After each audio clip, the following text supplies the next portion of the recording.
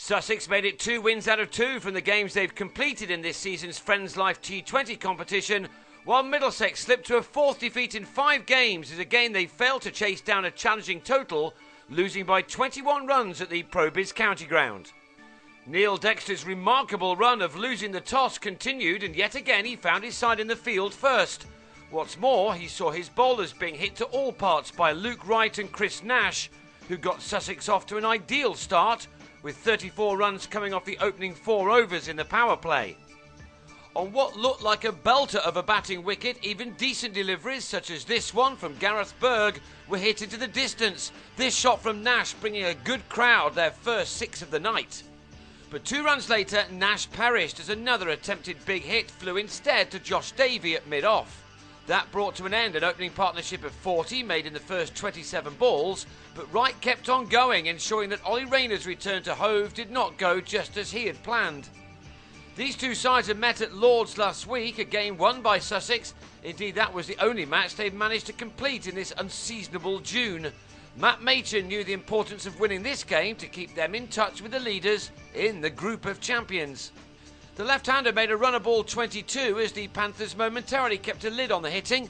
Murray Goodwin then came in to try to push the rate on, bringing up the 100 in the 14th over. Wright reached a splendid 50 off just 36 balls, and then he eased Dexter over the long-on boundary for his second maximum.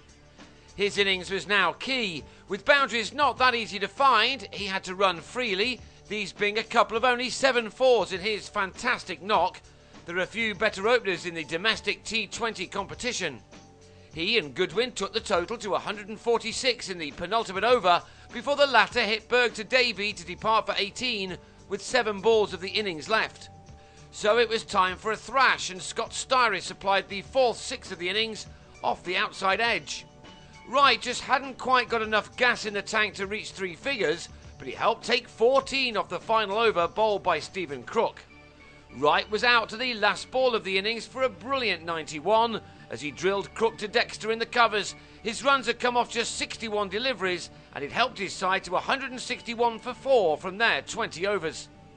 Middlesex made a change to their top order, bringing John Simpson to open with Joe Denly, who was looking to make an impression after an indifferent start to his T20 season in pink. The Panthers had lost 3 of their first 4 matches in this summer's competition, but with so much rain about, they were by no means out of the running for a quarter-final place.